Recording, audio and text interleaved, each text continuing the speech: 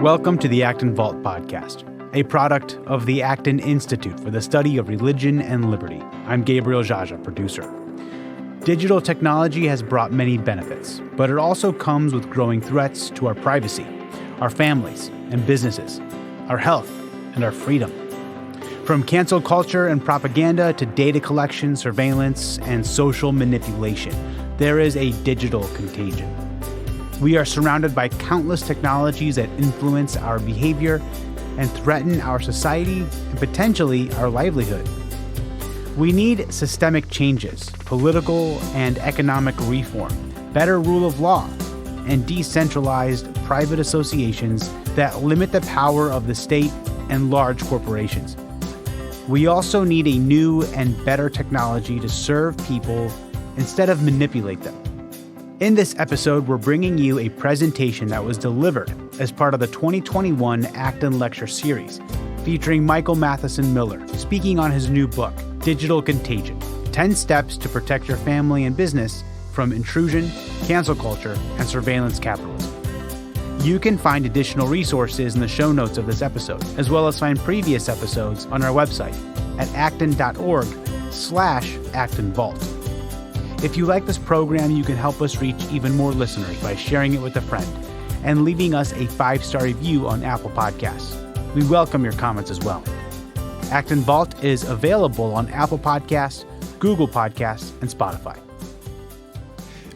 Good afternoon. Thank you for coming. So I'm going to talk to you today briefly about this little book I wrote called Digital Contagion. Thank you. And on a very big topic of digital technology, how to think about digital technology, and some steps to do. So, obviously digital technology has brought us many benefits, right? There's a lot of wonderful things, especially we just came through COVID, where we were not only isolated, but we were actually able to see each other on Zoom and a host of other things. We're able to work, a lot of the work that Acton does is international. We're able to do things that we wouldn't be able to do without digital technology. So there's a lot of benefits to digital technology, but it also comes with some negatives. And I think one of the themes that I'll talk about here is that when we entered into the digital age, now we have some high school students here who were born in the digital age, okay? But I would say even high school students who are born in the digital age, we still are operating under a lot of the assumptions of a non-digital age. And so in some ways, we kind of use technology and we're unaware of what we're actually doing, what we're actually giving away, and what the technology is doing to us. And so I argue, I get to do that there's a lot of things that also come along with digital technology. So behavior modification, which I'll talk about a little bit. Cancel culture. Surveillance capitalism, what Shoshana Zuboff has called surveillance capitalism. Just a question of privacy. Does privacy matter? This constant intrusion into our lives. And maybe if you don't follow that, I'll explain that a little bit. The effects of technology on our mental health and our social and political life. So one of the first things, of course, that a lot of people know about, this is in the news a lot, is cancel culture. Right, so Ryan Anderson, who's actually lectured at the Acton Institute, he wrote a book on transgenderism. It was taken off of Amazon. Facebook did a blockout of news at one time in Australia. Now, I'm jumping ahead of myself, but imagine you're a plumber and your main website is on Facebook for your business, and Facebook gets shut down. You're completely fragile. So we think about, we're putting a lot of our information, our business, a host of other things, our advertising, and we're relying upon things like Facebook, but that at any moment can turn you off. And it's not just Facebook, it's Google and other things. Oh, that was not on, okay? And of course, in this period of COVID, there's debates over, like, how should we think about COVID? Do masks work? What kind of masks work? What are the best masks? And a sitting senator, Rand Paul, used scientific, he was giving an example. He was talking about whether masks work or, the N95 mask, et cetera. And it was very reasonable, and he was making a case, and he was suspended from YouTube. So now you have this question of government wanting to get across a certain kind of way of thinking, and then using technology companies, in a sense, to enforce that. So this is the problem, of cancel culture. Now, there's a lot going on there, and I only have about 30 minutes, so we can talk about some of it in the Q&A. But this is the kind of at the forefront of how we think about a lot of the problems. But cancel culture really is just the tip of the iceberg. I think there's actually much deeper issues that are going on, questions of privacy and behavior modification and other things. So Jaron Lanier, whose book I refer to here, wrote a little book called 10 Arguments to Delete Your Social Media Accounts Right Now or Right Away. And Lanier is one of the founders of virtual reality. You can kind of see him there, okay? He's got these long dreadlocks that sit here, and he kind of has a high voice, and he talks about things like this. And he's super interesting to watch. And he's a musician. And one of the founders, I said, of virtual reality. He worked at Atari in the 1980s. He's been in technology his whole life and studied under some very famous computer scientists like Marvin Minsky and others. And he says, look, we're actually being behavior modified.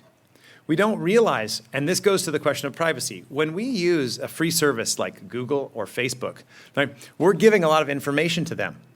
Well, that information is collected, analyzed through very sophisticated algorithms with artificial intelligence, okay, which I'll talk about in a little bit, but sophisticated algorithms, and certain, like an avatar of each of us has been built. And large technology companies getting incredible amounts of data with sophisticated algorithms have a lot of information about us that they can actually use to sell us things, to direct us in certain ways, to move us down a pathway of different kinds of thinking, et cetera, et cetera. And so Lanier, who again, I talk about his technology for a reason, because he's not a Luddite, okay, he's one of the founders of virtual reality. He says, quote, "We're being tracked and measured constantly and receiving engineered feedback all the time. We're being hypnotized little by technicians we can't see for purposes we don't know. We're all lab animals now." And Lanier tells a story in one of his TED Talks that I like to tell. He says, he refers back to Norbert Wiener's book. Norbert Wiener wrote a book called Cybernetics, The Human Use of Human Beings. Okay, if that's not an ominous title, I don't know what is, The Human Use of Human Beings. And he was talking about the development of behaviorism and some of the work of B.F. Skinner and Pavlov and other psychologists. And some of you probably know the story of Pavlov's dog, right? So you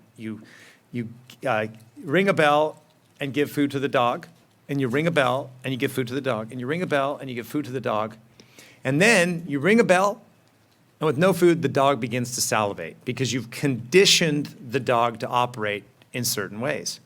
Well, some of this conditioning actually takes place through digital technology. So you're watching YouTube, for example, and you get a recommended video, and then another recommended video, and another recommended video. And if you're on Twitter or Instagram that have these streaming things, you'll go down, and you just want more, and you just absolutely want more. And these technologies are not accidental. They're actually built using some of this operant conditioning ideas. And there's a lab at Stanford run by a man named Fogg, who it used to be called the Persuasive Technology Design Lab. They've changed the name. And they study how to create technologies that are addictive, that gives you like a dopamine shot. So Tristan Harris says, like, there's this race to colonize the brainstem, right? That the technology is giving you information, you want to see what happened. Now, how many of us in this room have first of all, how many of you use social media? Okay, all right. How many of you use Google? Okay, all right. So let's just say in social media, how many of you ever posted something on social media and said, like, I wonder if anybody's looked at it? And you're sitting there like in the middle of work, reading, thinking about something, and you're like drawn to figure out whether somebody has liked your post or what they've commented on, okay? That's natural because we're human beings, we're social beings, we're embodied, embedded persons, we're social beings, and we want to be affirmed. We also are imitative. We imitate what other people want. So now you take our natural social nature, embodied, embedded, and you kind of use digital technology to encourage a contagion and a desire for affirmation, okay? And that's how these technologies are designed. It's not an accident, okay? They didn't think, oh, we really don't want people to use our technology. No, the opposite is we want you to spend as much possible time as we can. Right, and so So there's a lot of things that are going on there with digital technology and behavior modification, because the more data that you give and the more data that, whether it's large tech companies or companies that the tech companies sell it to, all right, the more people know about you, the more they can actually moderate you or modify you and influence you to act in certain ways. All right, and so a lot of what we're seeing, in fact, and there's I think, a number of things that are coming up. One of the things we're seeing is just a lot of propaganda, okay? If you go into Google, I did this. Somebody actually told me to do this, so I tried it. And you write, can a man? And the autofill is, get pregnant. So here's a question. When you use Google, is it a neutral platform? Or is it it's an algorithm? Is the algorithm simply neutral? Like the algorithm just kind of like popped out and it's this like godly neutral algorithm? Or when we think about artificial intelligence, what is artificial intelligence? They're very sophisticated algorithms written by human beings, okay? And then, on the other side, you do a psychological test. We're going to collect all the information about you with a specific algorithm, and then we're going to interpret the algorithm. And who does the interpretation? Another algorithm? Human beings, right? So, and human beings, each of us, as embodied, embedded, right, have a specific vision of the world, a specific way of seeing the world. And so, if you look to Silicon Valley and the dominant place of digital technology, you'll find, and I'll talk about this in a minute, that there's specific worldview, a materialist worldview, a hedonist worldview, that's shaping the way the algorithms are written, the code is written, and the interpretation of the code. So part of what's happening is not just behavior modification because you want to watch 25 more YouTube videos, right? Just 10 more minutes of video games, right? Hold on, I got to check my Twitter. So I have 7 children, okay? But I really don't care about them. Let's be honest. I care about my Twitter feed. Okay, hey, Dad, yeah, whatever. Hold on. Oh, my gosh, I got a like. You know, and that's how we act. So the thing is, you'll actually hear, we talk about, it's really bad for children. And I'll come back to this in a second. Oh, there we go. So the Wall Street Journal has done a couple things on mental health and seen how Facebook knows that Instagram is bad for mental health. TikTok serves up sex and drug videos to minors. They set up things for 13-year-olds. They set it up, and of course, it's going right there because that's where all the money is. Okay? And so there's propaganda, and there's a vision of reality embedded in the technology. It's not neutral. If there's one thing you get from this talk, know that digital technology is not neutral. Okay? Technology is not neutral. Technology has effects on us. Now, I'm talking about digital technology. I'm going to go back to propaganda here in a second. Okay. Does anyone know the answer to that? The answer to that is no. Okay. But just in case you didn't know, I gave it away early. All right. So I'm happy to explain if anyone needs explanation. All right. So one of the things I want to talk about is technology, just briefly, because sometimes we think, well, we're only talking about digital technology. All technology affects us, for good and for ill. And so I use this. I'm using a PowerPoint. I'm using a lot of digital technology right now. I like digital technology, but I also know that it's dangerous. It's a threat. All technology shapes us, some for good, some for ill, and there's always a trade-off. So when you think about the development of the southern United States, what are 2 huge economic factors, economic shifts that change the development of the southern United States? Anybody have an idea? What? No, later than that, sorry. That's very important, obviously. Yeah, what else? Air conditioning. Air conditioning and cars completely transformed American society. It transformed the way we work. It transformed the way we think, okay? Neil Postman has an interesting book called Technopoly, and he goes back to the question of writing. Everyone was worried when you started writing, people were going to forget things, right? The printing press changed things. Clocks changed things. And the thing is, the effects of technology often go far deeper and far beyond the idea or the invention of the inventors of those technology. So who are some of the inventors of clocks? Well, monks. Monks wanted clocks to say the hours. Instead, the clocks got used for trains, right? And for secularization. There's trade-offs. And this is very complex, all the things I'm saying. It's not a simple linear point. But my point is this: don't ever make the mistake of thinking, oh, it's just a neutral tool. Because it doesn't, we don't just use it, it shapes us.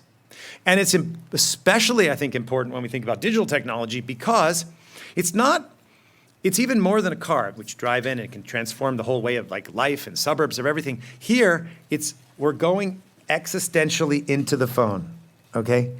And it's such a deep human relationship. We're seeing people on the phone, we're talking to people on the phone, and we're experiencing what had been an embodied, embedded experience of human relationships with people, seeing people, watching their faces, seeing their eyebrows move, watching how their hands move. All those things are now disembodied. And we become accustomed to thinking of ourselves as disembodied. All right? Now, I'm going to just touch on, but I want you to think about this for a minute. The dominant way we think about what it is to be a human person is it's either materialist, right? That I'm simply matter, that I'm determined by my neurology. So there's pretty famous kind of atheist materialists like Sam Harris who say, we are just simply determined. We make absolutely no choices. None of you made a choice to come here. It's just part of your whole biological and neurological determination. And he gives long speeches on why free will doesn't exist. All right? I've always been perplexed at that. Like, I'm not sure how he's going to expect me to change my mind if I'm determined to believe in free will. Okay, but that's a whole other question. Okay, but that's one side of the neurological determinism. That is deep into Silicon Valley. Okay, deep. Other parts of materialism are this idea that we're just matter and we're a technical problem. So there's a very famous Israeli philosopher named Yuval Harari who has written a couple of big books that are, they're endorsed by President Obama, by Mark Zuckerberg. He thinks death is just a glitch. That we're just going to solve technologically. We're going to upload ourselves, okay? If you think that's just in Marvel comics, right, there are billions and billions of dollars being invested in what's called transhumanist movements, okay? The other part, and then there's another part about that somehow we're our person and our body are our body's just over here, and my real me is just driving around in my body like I'm driving around in a car. Oh, sorry, I didn't hit you, my body hit you, okay? And so start to think about these images, right? And start to think about technology and how they're going on so that we have deep confusion of what does it mean to be embodied, embedded person. So the idea maybe I'm a girl inside. No, because you're an embodied, embedded person. Your biology is not accidental to your interior self. It's a disordered way of thinking. Okay, now, this is on digital contagion. At the Acton University, I always give lectures on philosophical anthropology. It's the thing I like the most. And all my temptation is to tell you why you're not driving around your body like you're driving in a car. But I'm an incredibly disciplined person with very good hair, and I'm going to stay focused on digital technology. But I don't want you to forget that how we think about ourselves as a person is influenced and technology is influencing us. Because if we're experiencing ourselves always kind of disembodied selves, that further encourages this element of these materialism and spiritualism. One last thing I want to tell you. There's actually a study, very interesting study, done on what happens when a woman wears a bikini. And they took men and they put brain scans around the man, and they had them showed the picture of a woman in a bikini, okay? And the part of the brain that lights up when the man saw a woman in a bikini was the same part that lights up when it sees this or the phone or a hammer, a tool. And the part of the brain that lights up when a person sees another person in a face was completely dark.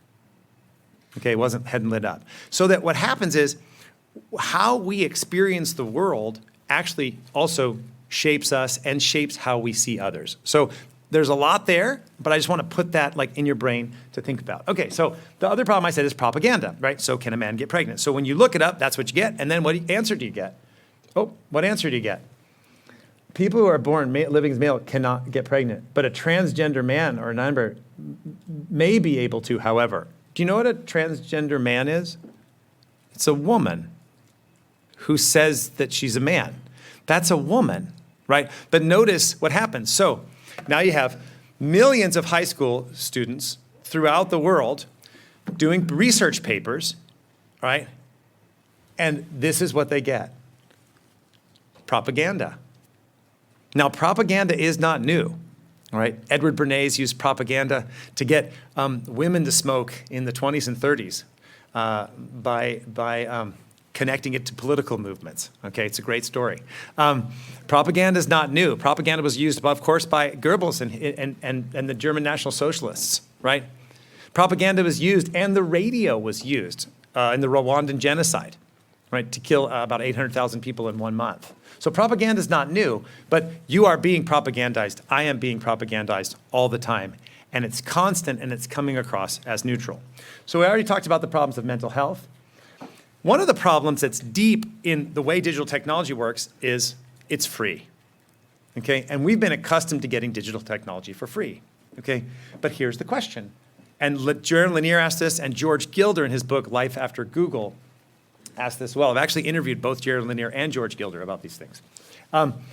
How do you get everything for free and become the largest companies in the world? Now, Apple's different because you're actually buying something, but Google, you don't pay for Google. Where's the money coming from? Well, there's a price of free. And that is, we are giving our data, which is being used, collated, and sold. All right? And so there's all of our data's out there. Now, I know there's some libertarians who say, oh, I don't care if business gets as long as the government doesn't get it. I say, well, if the government just outsourced businesses to get it and they have the data, the government can get the data.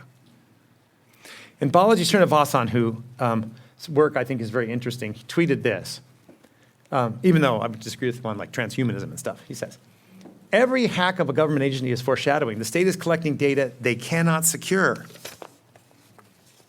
Sometime in the 2020s, the cloud will burst, and our unencrypted data will rain down on the internet.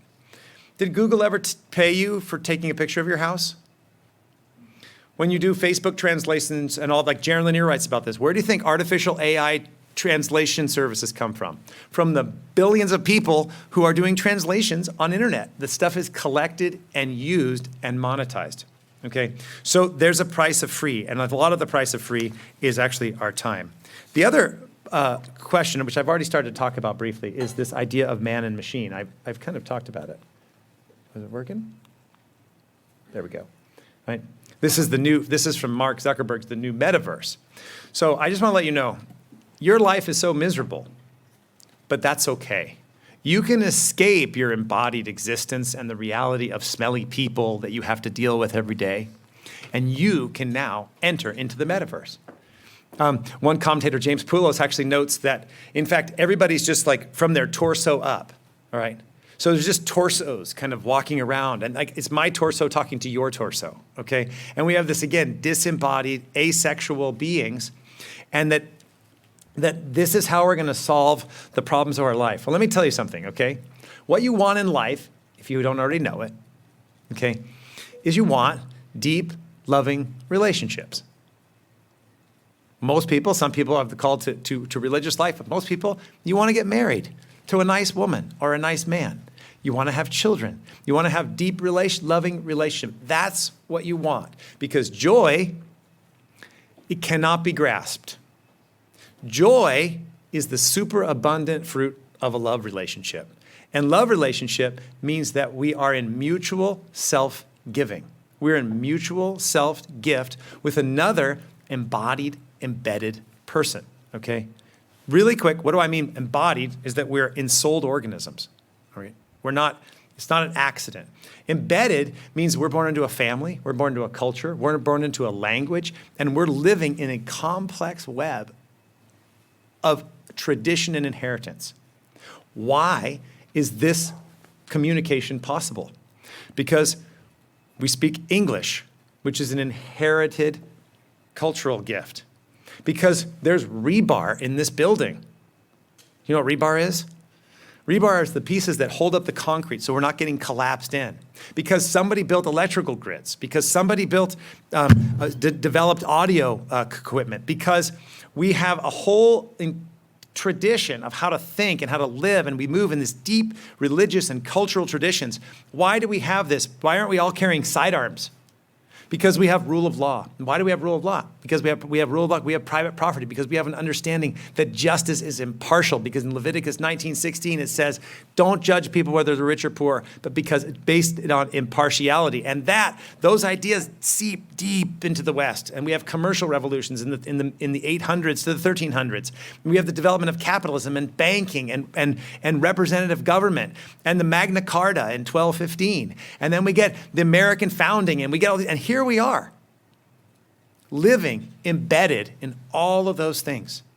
Now, I have a little essay called Don't Ignore the Invisible. If you spent your whole life paying attention to all the things that were going around, you would go insane. So don't do that. Please don't go insane. But don't forget that you're embedded. And what the dominant view in Silicon Valley is that you're not embedded. You're a disembodied, kind of hedonistic consumer. And we're going to serve that up to you to get rid of your miserable life. Don't comply. Say no. Don't buy into the lie.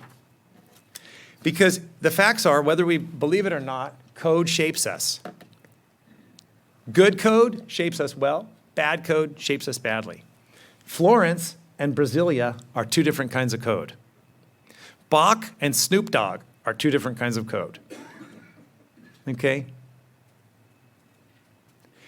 And good technology shapes us.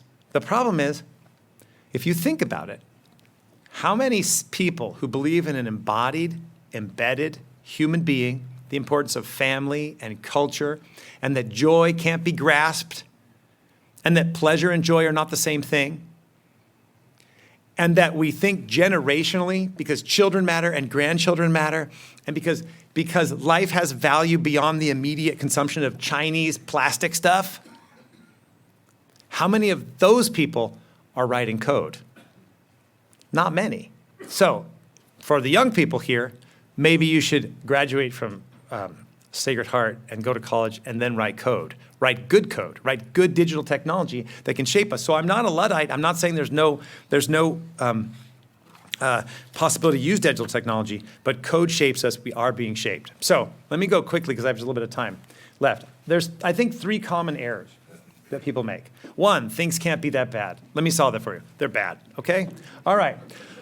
Now, but I'm gonna get to the second. 2, I don't want to be a Luddite. Like, I don't want to be a Luddite. Well, you're not a Luddite. To say that you think that maybe digital technology is not appropriate for every part of your life, to say I'm going to use like what Cal Newport calls digital minimalism, doesn't mean that you don't believe that technology is good. It just means that there's an appropriate place for it. So at the Acton Institute, we talk a lot about market economies, which means we think it's really good to be able to buy and sell stuff for free. I mean, meaning not free, but I mean freely, without people telling you what to do. That's called commutative justice in the tradition, what St. Thomas calls commutative justice. Just because I believe there should be commutative justice for an iPhone doesn't mean I think you should sell people or organs.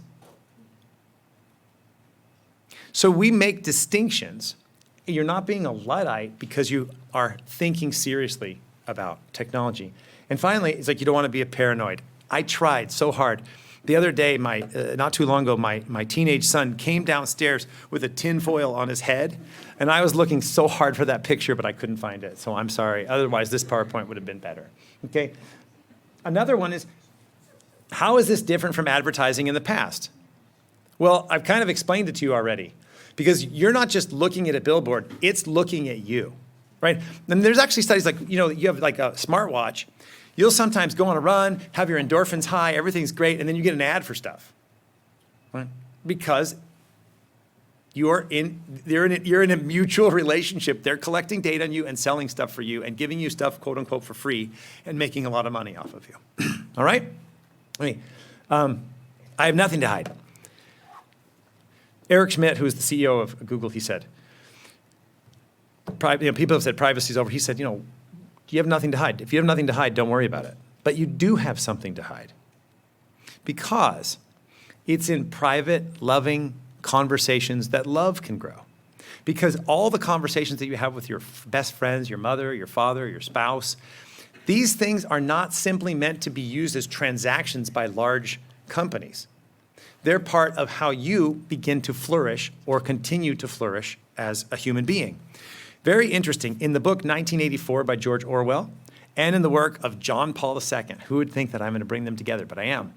Two things struck me. That Winston and Julia start their relationship in a very kind of a hedonistic, radical liberation. They're going to reject the totalitarian government, and they have sexual relations as like a rejection. And the state doesn't care. No big deal. When do Julia and Winston become dangerous to the state? When they become tender with one another, when they become loving to one another, when the relationship is not simply just a commercial exchange, a transaction, but actually loving kindness. And Wojtyła, that's John Paul II, talks about tenderness is one of the ways to resist totalitarianism. And it is in private moments that love can grow. You absolutely have something to hide. Not because hiding is bad, but because it's private love that human flourishing takes place. And it's not simply made to be used by the state or by corporations to manipulate you. So you do have something to hide. And I'll tell you this, when Google said, "Don't be evil," was their motto, I knew they were bad that day. I'm not joking. When a bunch of relativists tells you don't be evil is their motto, I knew you can't trust them. That's when I knew, that day. And I was right. Okay. And the last one is, I can't do anything about it anyway. Okay? And here's the thing. I had dinner not too long ago at an Amish family's house. Has anyone had dinner at an Amish family's house? Okay, it's great. Okay, wonderful, beautiful family. I was a little bit disappointed because I only have 7 children, and the father, who was my age, already has 25 grandchildren. So I was feeling kind of like a loser. Okay, but I made it. Anyway, so now they're completely opted out of digital technology. They don't use digital technology. I mean, their friends use phones for them. Okay, but, and they're happy. But for most of us, we can't opt out of digital technology. We just can't. It's like part of our life, okay? So the question is, can you do anything about it? And I would say the answer is, we're never going to perfectly solve the problems of digital technology. We can't. But I think we can absolutely use digital technology in a better way. So the first part is how we can use it in a better way. And the second part is we have to build better digital technology. And that's the two-part. So yes, the answer is you can do something. But don't think about this as an apocalypse. Like, oh my goodness, we're all going to... Okay, yes, you're all going to die. But probably not from this, okay? Think of it as a bad storm. You want to be prepared. You want to be prepared on how you're going to deal with things. So and I'll talk about this in a second. So if you have a small business and you're only on Facebook, build your own website. Hold your own documents. Don't simply just take, centralized digital technology is what we've been given, and that's all I can do, and I have no control over myself. You can manage your digital technology better. You can take more control over your digital life. And you do not have to simply be controlled by your digital masters in Silicon Valley and New York and Boston. So don't make that mistake that you can't do anything about it anyway. You do have agency. Behavior modification takes place, but you are a free being with agency. So in your hand, I gave you a handout. Now, normally, I collect data for this. In order to get this magnificent handout, so beautiful, the greatest handout, in order to get that, usually you have to give me your email. I collect data and then but I'm giving it to you here for free because you're embedded people. So there's a handout of that. And these are the 10 steps, okay, that I talk about. So let me just go for a couple of them really quickly. Number 1, pay for your email. That sounds crazy, but pay for your email. You pay for your plumber, you pay for water, you pay for electricians, you pay for gasoline, pay for your email. Because when you use free email, you're not in a contractual relationship. Okay, so Dan mentioned I directed a documentary film called Poverty, Inc. And one of the things we look at is what you give free stuff to poor countries. Who's in charge? The people who give the free stuff. So you can get Proton Mail, for example, which is Swiss-based. It uses PGP, which is called Pretty Good Privacy. I write about this in the book. You can get that for like $50 a year. That's nothing. Okay, pay for your email because, and commerce matters. Here's why. Again, because we're embodied, embedded beings. But here's the thing. If I pay you for something, or you pay me for something, now we're in a contractual relationship. Is it a thick relationship like my wife? No, but it's a contractual relationship. So we have mutual obligations to each other. If I've sold you something and you've paid for me, then I have a responsibility to you.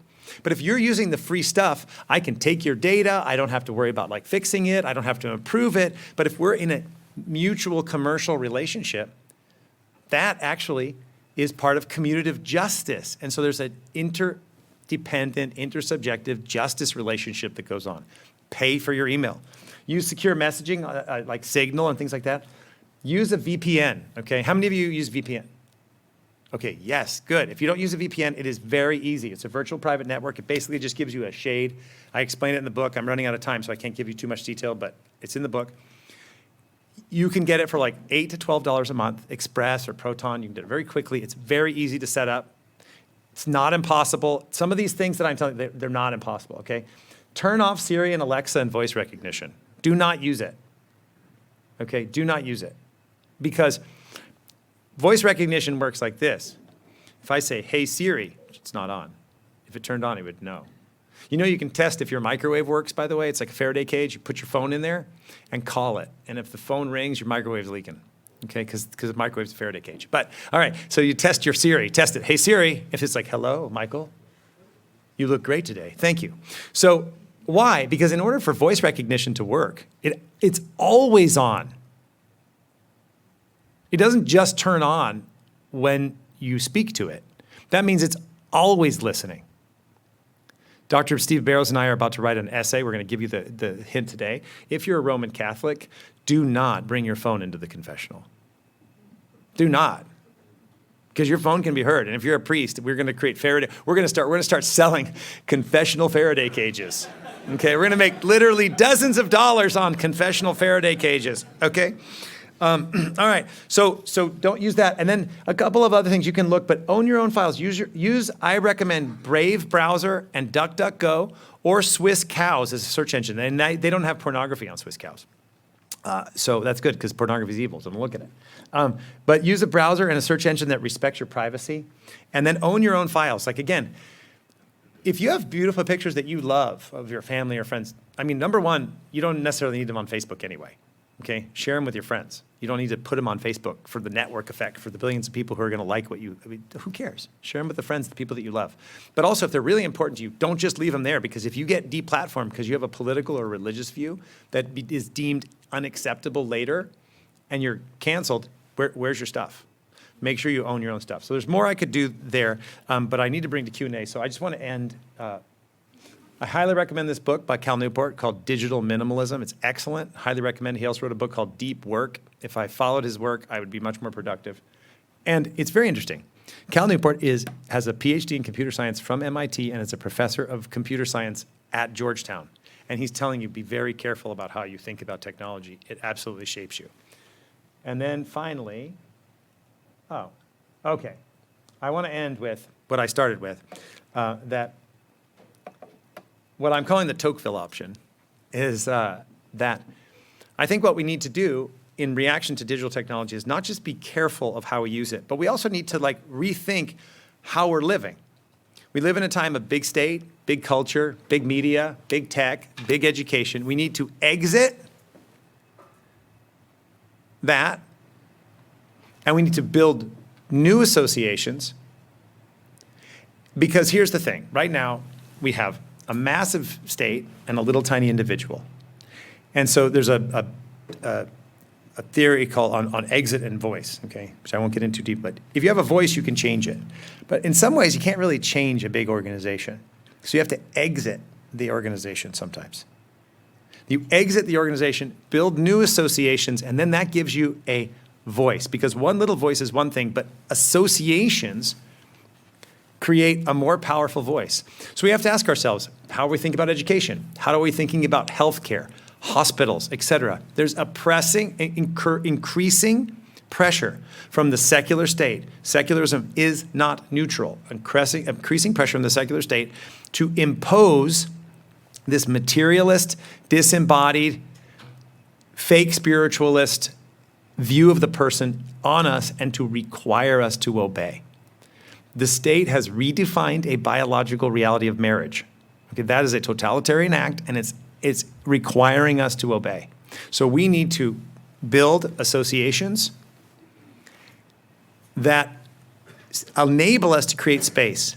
But the other thing is we can't simply build those associations and put them on big tech. We have to also build different kinds of technology. Now, there's some advances that some of you know about with what's called, so we need human-centered associations and human-centered technology. There's a new advance called distributed ledger technology. It's not that new, but it's new enough. That's from the Bitcoin white paper by Satoshi Nakamoto, whoever that is.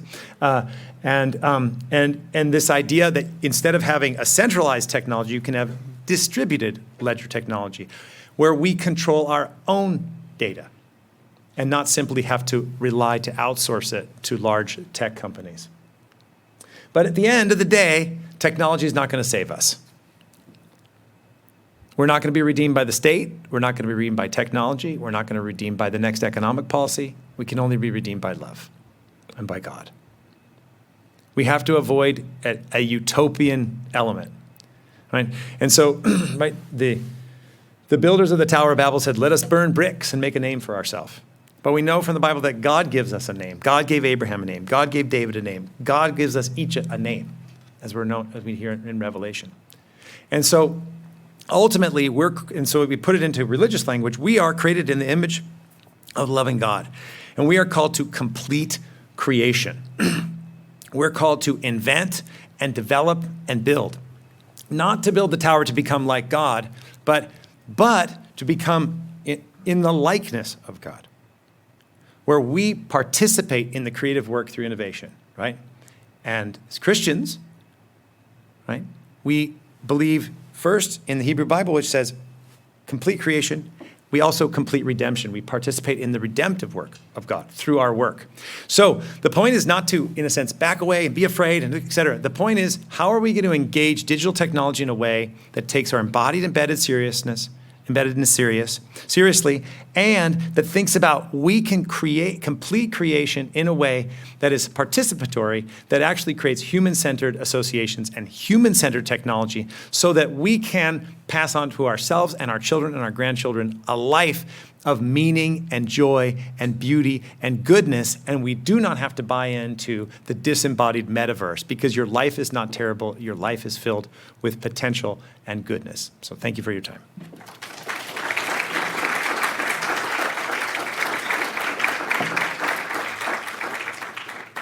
Okay, we have a little bit of time for questions. Sir. What do you think about the future of AI and the embedded biases in the people that are programming AI? Oh, well, I think it's a real problem. So, artificial intelligence has a lot of, it's already around us all over the place, right? It's being, you're in your car, when you check into the airlines, everything. So it's around us already. Don't think artificial intelligence is coming. It's here, and it's shaping the way we think. I think it's deeply problematic.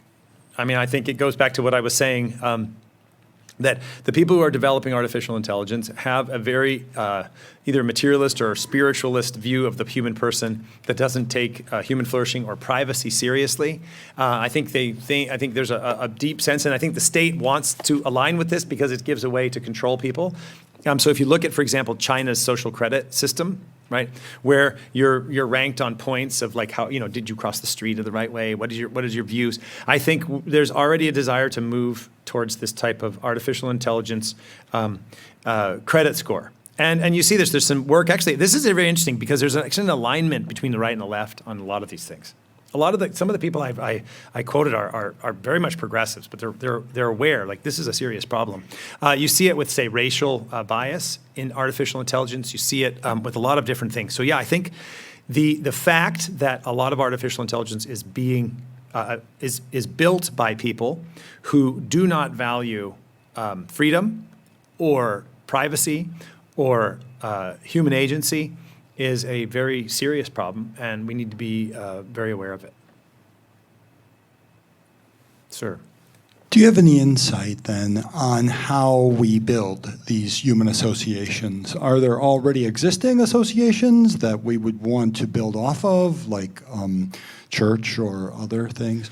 Yeah. How do we go about building those associations? Well, that's a very good question, and I'm thinking this through. I don't know if I have all, I definitely don't know the answers. I wish I did. But I think there's a couple of things I would say. So actually in this little book, I quote, there's in the Catholic tradition, St. Thomas Aquinas talks about the importance of free association as a natural right. And Alexis de Tocqueville, in his wonderful book, Democracy in America, actually talks about how Americans really had tons of associations. He says Americans of all ages, stations of life, types and dispositions are forever forming associations. There's commercial, industrial, but also just thousands, others of 1,000 different types: religious, moral, serious, futile, very general, very limited, immensely large, and very minute, right? Americans combine to give fetes, to found seminaries, to build churches, to distribute books, to send missionaries into antiquities, hospitals, prisons. He said usually in Europe, right? In France, you'd find the government. In England, you'd find a territorial magistrate. But in the United States, you'd find associations. Robert Nisbet talks in medieval society, there were tons of associations that have gone on. So I think first thing we need to do is remember that the idea of forming associations is not some radically brand new thing. It's actually part of the medieval, part of the American tradition. And so it's possible. Second, there was welfare before the welfare state. Right, so it wasn't as if everyone was really poor and was dying and there was nothing in it. And then finally the welfare state came, in like say 48 with the Beveridge Report, and then the Great Society, the New Deal, and then the Great Society. And it's not like there was nothing before that. So the question, we actually have models of that. So that's the first, is to get them. Second, I think we have to actually be a lot more intentional now about that. So if you think about the Knights of Columbus, right, which is a Catholic organization that provides insurance and disability and other things. One of the reasons is because a lot of Catholics were really excluded from a lot kind of participation in certain elements of life. So Catholic organizations came up to take care of each other, and they were mutual aid societies. Okay, you look at Jewish communities, look at African communities, right? A lot of immigrant communities, and again, I give the Catholic Church as an example. Catholic schools, right, are associational parish memberships that are all funded privately. They were funded privately. All right. I mean, Catholic schools is like the dream of the Marxist is like, let's create schools where we send all of our children and we can catechize them. And we did. And instead, we let the Marxists take over. Okay. And so now the chance of you going to a Catholic school and then practicing your faith in college is like dropping precipitously. Right. So the thing is, we've actually built them. We have them. This is actually a question for lawyers. There are lawyers here, I know. The question is, and this is actually a real question I have. Samaritan Health Ministries, for example, is a association where you get your health insurance. Now you're using regular hospitals, but you're paying each other to you're writing checks for each other, and then you have rules that you abide by. And when you go, you always negotiate. It's one of your rules. You got to negotiate. They say, well, it's $20,000. I'll pay you 10. And the hospital says, okay, we'll take 10. I mean, it's amazing, right? And then you say, okay, I got it down from 20 to 10. People send checks in. You take the checks, you cash them, and you go pay your bill. So that's a mutual, those exist now. I think we probably need to, and then lawyers can help correct this, but I think we probably need to work to build law. So by the way, when I say associations, I don't mean we're going to leave politics. If you leave politics, then you're going to have bad laws. So you need people in politics, you need people in law, you need people in economic policy. It's not like a one or the other. But I think we've neglected the building of associations. Okay, not that we shouldn't keep doing other things. And I think we need to think about how can we run Catholic hospitals that maybe are membership associations?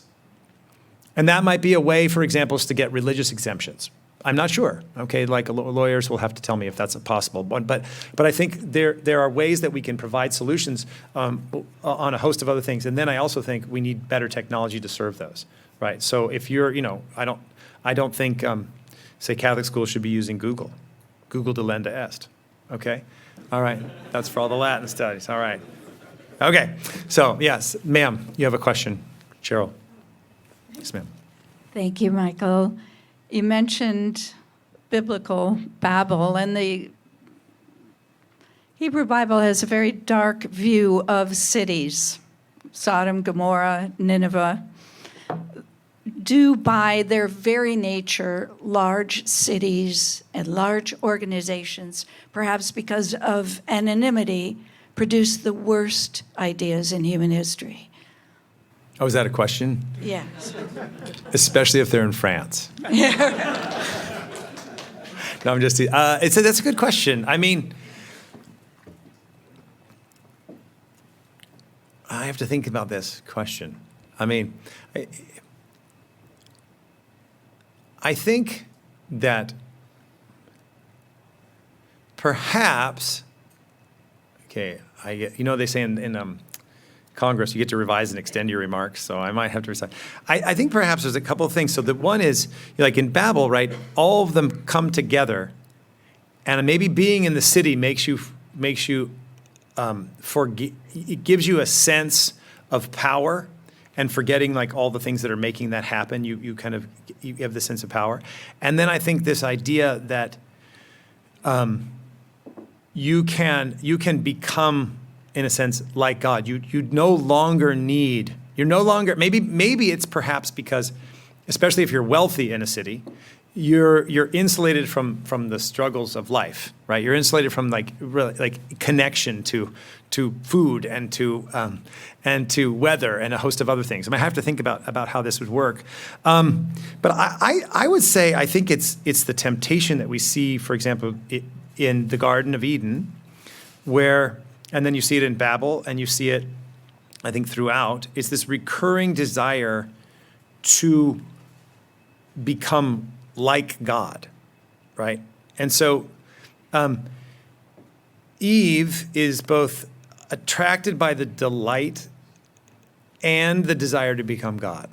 And the two temptations, I think, of the human person are, one is to become so enamored by the creation that you forget the creator. So you want, and almost then you become living like an animal because you become embedded in creation, right?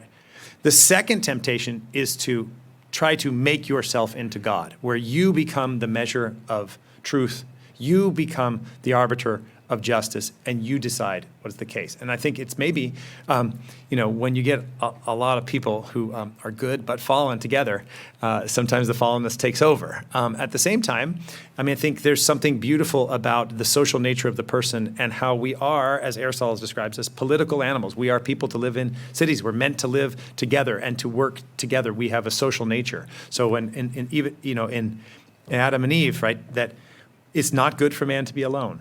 We are made to be in relationship with one another. And so, your question is deep. I have to think about it. I won't do justice to this, so I'm not going to try. But I do think that is the city and techne and the sense that everything becomes a technical problem. And I think cities perhaps exacerbate that. So I think one of the challenges of our age is what I sometimes call the primacy of the technical. And there's two parts to the primacy of the technical. The first is that if you can do it, if you're able to do it, you ought to do it. Like there's no moral guidance. It's just whether you can do that or not. Right. I think that's the first part. So, can we clone human beings? Can we do this? Can we kill all the Down syndrome children? I think it was, they said, we no longer have Down syndrome. And I think it was Sweden or something. They decided, they told us they eradicated Down syndrome. If you killed all the bald people, you would also get rid of baldness. But that's not actually eradicating baldness. That's just killing people who are bald. Okay. And so there's this technical sense like, oh, we can eradicate a child with Down syndrome. Okay, you're okay. The second part of the primacy of the technical is to see every single thing as a technical problem. And I think this is also another thing that's driving the way we think. So I talked about Yuval Harari. He thinks death is a glitch. So think about it. People think love, marriage, children, everything's a glitch. So children, okay, I really want children. What am I going to do? Well, I don't want to deal with the yuckiness of marriage and having to put up with somebody, so I want a child, okay? So we'll just make one technically. Okay, we'll use in vitro fertilization and we'll create the egg. Okay, we'll have a surrogate. Everything's a technical problem. I need to technically solve my problems with whatever it might be, and I'm going to, sadness or whatever it is, and we're going to create drugs and other things to solve your problems. Now, don't get me wrong. I'm not saying that there isn't a place for drugs, for medicine. I think medicine is great. I think, psychiatric drugs can be very helpful. My point is the idea that everything is a technical solution, even so far that death is a technical solution. So what we're going to do is we're going to upload ourselves. We're going to take our brain and all the things, and we're going to upload it to a computer so that we can live forever, so we can solve the problem of death. Okay? But a friend of mine who I'm using, this is from a conversation we have a lot, so I'm using his, I have to give credit where it is, but we have this conversation about, think about what that means to upload. Think about what your life is actually like as embodied, embedded. The idea in the transhumanist idea is that we're going to escape our bodies, okay? We're not going to take longevity another 5 years or 8 years. We're going to take a longevity forever. We're going to live forever, right? It's a religious vision. But think about what that means. So I have little children. Imagine I'm outside. It's summer day. I'm eating a peach. The peach is dripping on my arm. It's sticky. It's delicious. I smell pine. The wind is blowing. It's a beautiful day. My little child is dancing, twirling, and I look at the child. And I'm struck that I've been given a gift to be on such a beautiful day. And I smell, and I feel, and I taste. And I thank God for bringing me to this moment. And there's a tinge of sadness because I haven't done all I could. I haven't accomplished what I could. I don't love her enough. And I'm going to die. And I'm going to leave her. And there's fear that I might leave her too early.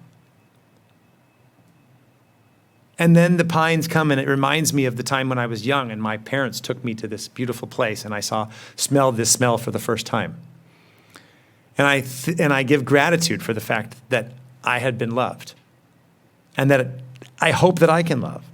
And that even though I'm going to die, I have hope that I'm going to see her at the future. How are you going to upload that? That's an embodied, embedded, deep experience. This goes back to your question on AI. If you have a very limited view of the human person, then you think we can solve all the problems technically. But if you take what the human being is, right, then we know that technology is something we use. And the problem we're facing right now is that, as a friend says, right, is the phone an extension of our hand, or are we an extension of the phone? What's happening with technology? And the idea is right now, in transhumanism, there's somebody I recommend you listen to. His name is Asher Crisp. Okay, he's an Orthodox rabbi, and he has some lectures. And they're recommended reading in here. And he kind of gives every year a whole. I had a conversation with him once. He's so interesting. Okay, but he gives every year this what's happening in technology, and he says if you knew what was happening, you would run for the hills. And yes, you would. The things that they're doing right now that are capable right now to augment us, in a sense, to make us cyborgs is there. It's real. And so we have to ask ourselves, how are we going to address it? If we're just going to kind of walk into the digital world and assume that everything's good and that the big companies have our good in mind, we are going to find ourselves in serious problems, and it's a challenge to our humanity. Now, I don't believe that we're ever going to eradicate our humanity. Okay, that's what the utopian dream is. The utopian dream is we're going to create systems so good, so perfect that no one needs to be good, right? To quote Eliot. We're going to have the state wither away. We're going to solve these problems. Every time we try to create utopianism, millions and hundreds of millions of people get eradicated.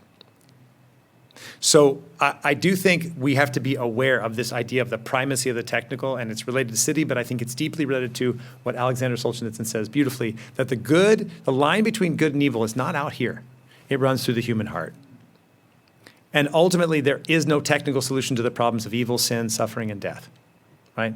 Jesus is not a technical Messiah. He didn't come and solve all the problems, okay? Right? There's no technical solution to the sin, to those problems. And this, in a sense, there's two deep competing worldviews. Can we technically solve the problem of man? Or, is man not a problem to be solved, but deep meaning to be found and goodness to be lived.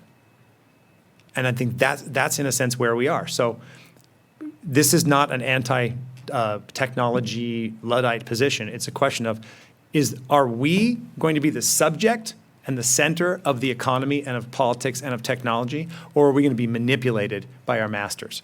And the last thing I highly recommend, if you haven't read it, the best books ever, The Abolition of Man by C.S. Lewis. And he says this: man's power over nature is always some men's power over other men. It's never a question of like, are we going to control nature? It's who is going to have the power to control other people. And Lewis, I don't have time to go into it, but Lewis's book, The Abolition of Man, is what does it mean to be a human being? And he really deals with this question of technology right there, in the middle of the century. So we've run out of time. Thank you very much for your time, and I hope that you find this valuable.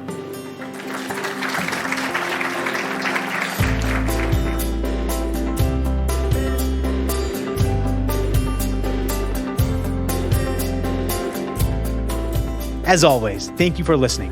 Our team loves putting this podcast together for you. It's encouraging to hear from our listeners. Feedback is incredibly important to us because it lets us know what you like to hear more of.